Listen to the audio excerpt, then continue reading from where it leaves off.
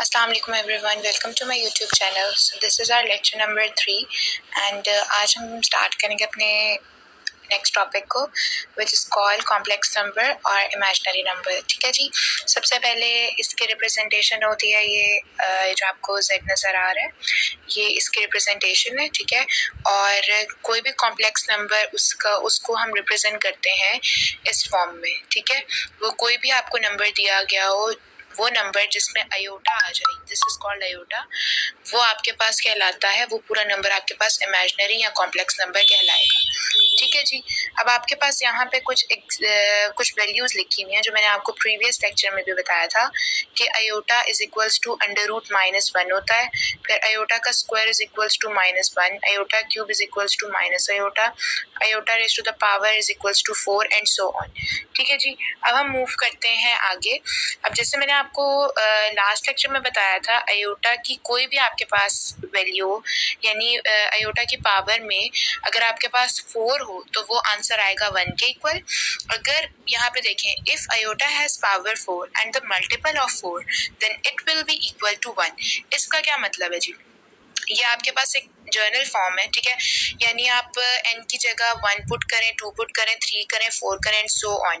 जैसे हम 4 1 4, 4 2 8 इस तरह करते हैं। यानी अगर अयोटा की पावर में 4 हो तब भी 1 के इक्वल आएगा। अगर अयोटा की पावर में कोई 4 का मल्टीपल हो, यानी 4 का मल्टीपल होने का मतलब है 4 के टेबल में आने वाला नंबर। जैसे 4 1 4, 4 2 8, यानी 8 क्या हुआ 4 का मल्टीपल। इसी तरह 4 3 12, 12 क्या हुआ 8 का मल्टीपल, 4 का मल्टीपल, तो उसका आंसर आएगा 1।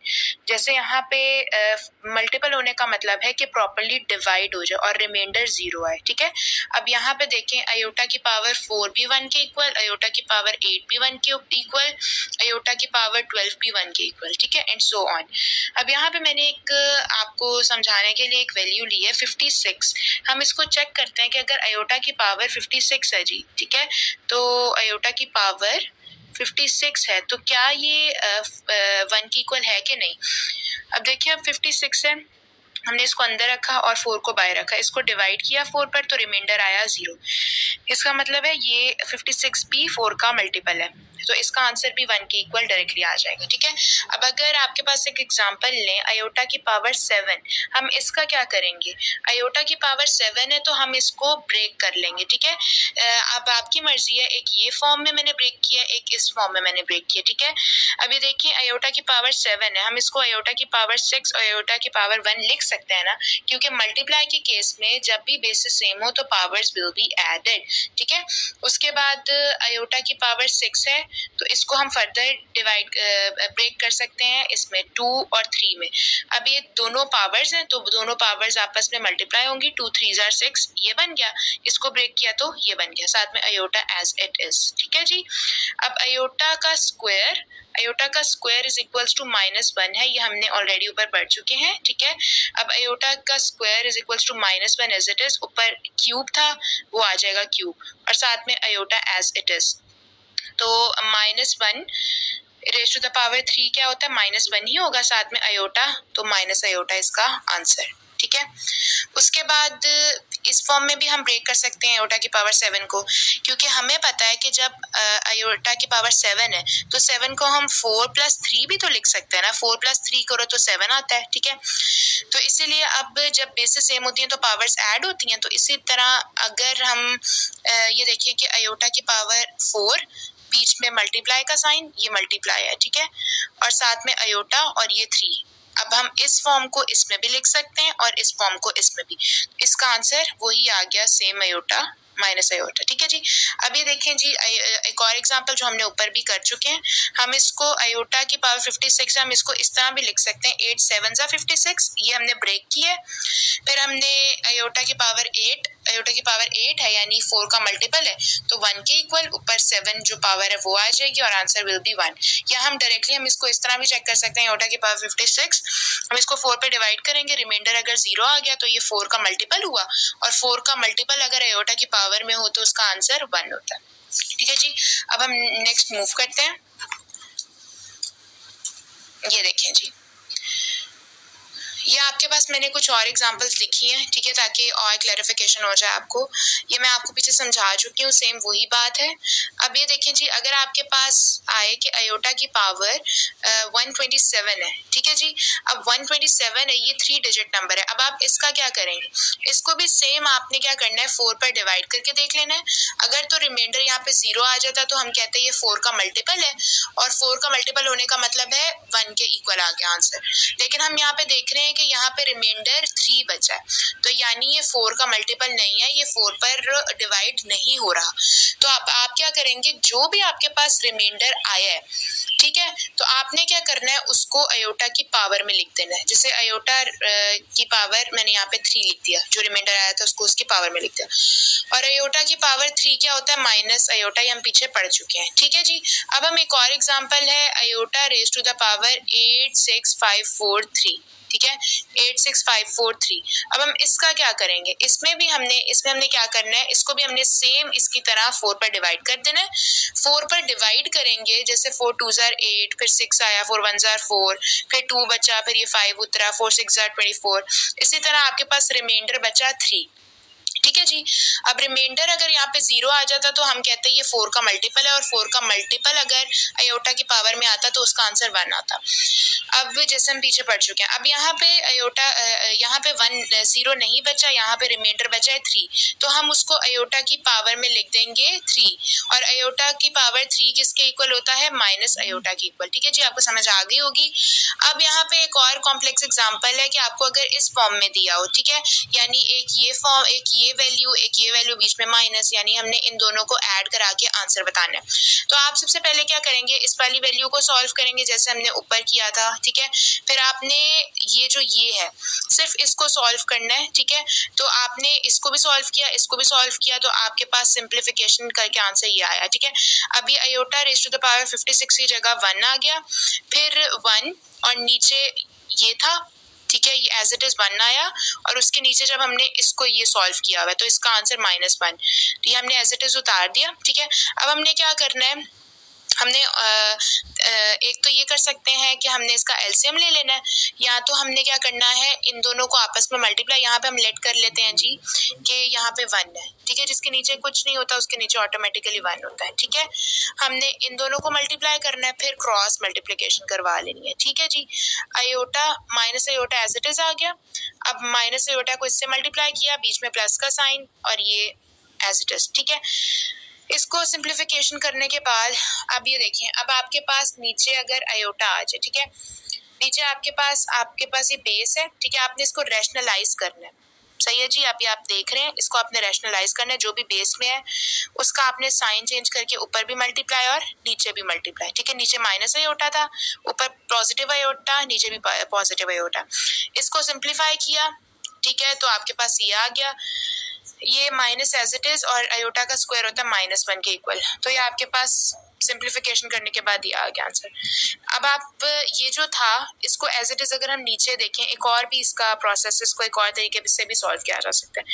अब ये नीचे मैंने 1 खुद से लिया था, ठीक है जी। अब ये 1 + 1 ओवर माइनस अयोटा है, अगर आप देख रहे हैं कि ये माइनस अयोटा है, अगर इसको हम ऊपर ले जाएं तो ये जो माइनस है ये पॉजिटिव में चेंज हो जाएगा, तो ये आंसर सिंप्लीफाई करके आपके पास यही सेम ये आ जाएगा, ठीक है। अब आपकी मर्जी, आप इस तरह करें या इस तरह करें। अब हम नेक्स्ट मूव कर जाते हैं जी, यहाँ पे एक छोटा सा नोट लिखा हुआ है, if four numbers are consecutive then उनका जो आंसर होगा वो किसके इक्वल होगा, 0 के इक्वल। अब इसका क्या मतलब है जी, इसका मतलब है कि अगर जैसे मैंने आपको पिछले लेक्चर में बताया था कंसेक्यूटिव नंबर्स क्या होते हैं, एक के बाद दूसरा आने वाला नंबर, जैसे 0 है तो 0 के बाद 1, 1 के बाद 2, 2 के बाद 3 एंड सो ऑन, ठीक है जी। अब अगर आपके पास एक एग्जांपल है, अयोटा की पावर में आप देख रहे हैं कि जी 233, 234, 235, 236, मैंने बोला फर्स्ट 4 कंसेक्यूटिव नंबर, यहाँ पे ऑटोमेटिकली 4 नंबर ही हैं, लेकिन अगर इससे आगे 236 के बाद अयोटा की पावर 237 होता, 238 होता, तो हम उसको 0 के इक्वल नहीं रखते। हम क्या करेंगे, पहले 4 हैं और वो कंसेक्यूटिव हैं, तो उनका सीधा सीधा आंसर 0 आ जाएगा। अगर यहाँ पे होता 237, 238, तो आपने उसको सॉल्व करना था, यानी पहले 4 का तो आंसर 0 आ जाता, फिर उसके बाद आपको अगर यहाँ पे अयोटा की पावर 237 होता तो आपको उसको उसी तरह सॉल्व करना था जैसे हमने पीछे सॉल्व किया था कि ये जो पावर है इसको अंदर रखते, फिर उसको 4 पे डिवाइड करते, अगर रिमाइंडर 0 आ जाता तो आंसर इस वाले का सिर्फ 1 आता, वरना वो ये जो पीछे में हमने प्रोसेस किया वही करते। ठीक है, अब यहाँ पे पहले 4 का आंसर 0 आ गया है। ठीक है, अब आगे हम करते हैं जी सब्ट्रैक्शन, एडिशन, मल्टीप्लिकेशन, डिवीजन। ये कैसे होती है जी कॉम्प्लेक्स नंबर्स की। ये आपके पास दो कॉम्प्लेक्स नंबर्स दिए हुए हैं, इनको सिंपल जैसे हम माइनस करते हैं वैसे ही करेंगे, लेकिन हमने एडिशन और सब्ट्रैक्शन के केस में क्या करना होता है जी, रियल को रियल के साथ प्लस या माइनस कराते हैं और इमेजिनरी पार्ट को इमेजिनरी के साथ प्लस या माइनस कराते हैं। ठीक है, बीच में माइनस का साइन है, इसका साइन चेंज हुआ। ये आपके पास देखें जी, रियल रियल के साथ, इमेजिनरी इमेजिनरी के साथ, 2 - 4 इक्वल्स टू -4, और ये देखें यहाँ पे -2 अयोटा। ठीक है, अब एडिशन भी सेम वैसे ही है, जैसे यहाँ पे बीच में माइनस है यहाँ पे प्लस लगा दें, रियल रियल के साथ ऐड या सब्ट्रैक्ट और इमेजिनरी इमेजिनरी के साथ। ठीक है जी, अब हम आगे मूव करते हैं। अब ये देखें जी, मल्टीप्लिकेशन कैसे कराते हैं जी इमेजिनरी की। इमेजिनरी जो नंबर्स होते हैं उनकी मल्टीप्लिकेशन या एडिशन में, जैसे एडिशन या सब्ट्रैक्शन में हमने रियल पार्ट को रियल के साथ ऐड या सब्ट्रैक्ट कराते हैं। मल्टीप्लिकेशन और डिवीजन में क्या होता है कि जो एक नंबर है वो अगले वाले हर, चाहे वो इमेजिनरी है चाहे वो रियल है, उसके साथ मल्टीप्लाई होगा ही होगा। जैसे ये 2 4s are 8, अब ये 2 इस इमेजिनरी के साथ भी मल्टीप्लाई होगा और साथ अयोटा भी आएगा। 2 देखें, 2 4s are 8, इसी तरह 2 इस 5 अयोटा के साथ भी मल्टीप्लाई होगा, 2 5s are 10, साथ में अयोटा आ गया, फिर बीच में प्लस का साइन, फिर ये इससे भी मल्टीप्लाई होगा, इससे भी मल्टीप्लाई, तो सिंप्लीफिकेशन करके ये आंसर आ जाएगा। उसके बाद है जी आपके पास डिवीजन। कॉम्प्लेक्स नंबर्स की डिवीजन कैसे करते हैं। ठीक है, आपने सबसे पहले एक चीज सीखनी है जी, कॉन्जुगेट क्या होता है। ठीक है, कॉन्जुगेट होता है कि जो भी अयोटा के साथ आपके पास साइन आया, आपने उसका साइन चेंज कर देना। अब आपके पास ये दो नंबर्स हैं, आपने इनका डिवीजन लेना है। ठीक है, इनको डिवाइड करना है। आपने इसको सिंपली ये रखा, फिर नीचे डिवाइड कर दिया। अब आपका क्या काम है, आपने जो भी बेस में होगा आपने उसको सिंपली मल्टीप्लाई और डिवाइड कराना है, रैशनलाइज करना है। ठीक है, लेकिन रैशनलाइजेशन में आप पूरा जो भी बेस होता है उस पूरे का साइन चेंज करते हैं और डिवाइड भी करते हैं और मल्टीप्लाई भी। कॉन्जुगेट के केस में आपने क्या करना होता है, जो भी बेस होती है उसका आपने कॉन्जुगेट लेना होता है। ठीक है, डिवीजन के केस में जो भी बेस होती है उसका आपने कॉन्जुगेट लेना होता है, यानी जो भी अयोटा के साथ साइन होता है सिर्फ वही चेंज होता है और वो मल्टीप्लाई और डिवाइड में आएगा। अब यहाँ पे अगर माइनस होता, रियल पार्ट के साथ माइनस होता तो वो माइनस लगा रहता, यहाँ पे भी और यहाँ पर भी। सिर्फ हमने अयोटा के साथ वाली वैल्यूज का साइन चेंज करके इसको इसके साथ मल्टीप्लाई, इसको इसके साथ मल्टीप्लाई और सिंप्लीफिकेशन करके आपके पास ये आंसर आ जाएगा। ठीक है जी, अब आप ये देख रहे हैं, ये आपने सिंप्लीफाई किया, अब आप ये आपके पास आ गया। अब आप इसको सेपरेट करके भी लिख सकते हैं, बीच में माइनस, इसके नीचे भी 2, इसके नीचे भी 2, ये आंसर आ गया। अब आपके पास है एक जी कंपैरिजन। अगर आपके पास इस तरह का एक एग्जांपल दी गई हो कि left hand side right hand side, आपने रियल पार्ट को रियल के साथ कंपेयर करना है और इमेजिनरी को इमेजिनरी के साथ। ठीक है, अब ये 2x - 1, ये देखें यहाँ पे मैं लिख देती हूँ 2x - 1। अब आपने इक्वल के राइट साइड पे देखना है रियल पार्ट। ठीक है, फिर आपने इसी तरह ये वाला पार्ट पकड़ना है, 3y + 2, और ये पूरे के साथ अयोटा है। ठीक है, अब आपने इसको इक्वल टू रखना है इस -4 अयोटा के। ठीक है जी, समझ आ गई होगी आपको। अब आपने इसको सिंप्लीफाई कर लेना है तो आपके पास आंसर आ जाएगा, रियल का भी और इमेजिनरी का भी। अच्छा जी, अब हम मूव करते हैं आगे। What is this, order form क्या है। अब आपके पास अगर ये दो नंबर्स दिए गए हो, ठीक है, और आपको बोला जाए कि इसका ऑर्डर फॉर्म बताएं, तो ऑर्डर फॉर्म का मतलब है जी, अगर ये आपके पास एक नंबर दिया गया और इसमें देख रहे हैं आप कि ये कॉमा है, अगर आप इस कॉमे को रिमूव करें तो ये पहला होता है, पहली वैल्यू रियल को रिप्रेजेंट करती है और अगली वैल्यू इमेजिनरी को। अब आप ये देख रहे हैं सेकंड वाली के साथ माइनस भी है, तो ये माइनस एज इट इज आ जाएगा, कॉमा बीच में से रिमूव, और इसकी जगह साथ सेकंड वाले के साथ अयोटा आ जाता है, क्योंकि पहला रियल को और दूसरा इमेजिनरी को रिप्रेजेंट करता है। सिमिलरली ये भी आ गया। ठीक है, अब आपके पास एक एग्जाम्पल है। अब आप देख रहे हैं जी कि इस फॉर्म में आपको एक दिया हुआ है, ठीक है, नंबर ये पूरी एक वैल्यू दी हुई है। अब आपको कहा गया इसको सिंप्लीफाई करें।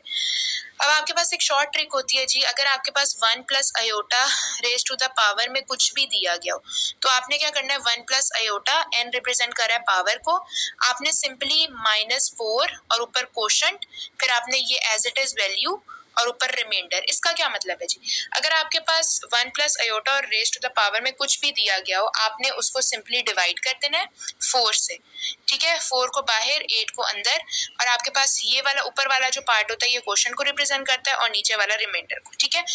अब आपने इसको पकड़ा, ठीक है, और आपने इसको ये देखें जैसे ये लिखा हुआ है ना 1 प्लस 4 आयोटा और उसकी पावर में कुछ भी हो, तो आपने क्या करना है -4 और ऊपर जो भी आपको क्वोशंट दिया गया, यानी इसको आपने जब 4 पे डिवाइड किया तो आपके पास आ गया ये क्वोशंट और ये रिमाइंडर, ठीक है। अब आपने इस फॉर्मूला के अकॉर्डिंगली इस पूरे की जगह लिखना है -4 और ऊपर जो भी क्वोशंट दिया गया हो वो पावर में, फिर आगे 1 plus iota as it is और रिमाइंडर जो भी दे गया हो वो, ठीक है। अब आप इसको सिंप्लीफाई करेंगे 16 आ जाएगा, और कुछ भी वैल्यू और उसकी पावर में 0 हो तो उसका आंसर 1 आता है, तो ये आपके पास इसका आंसर आ गया।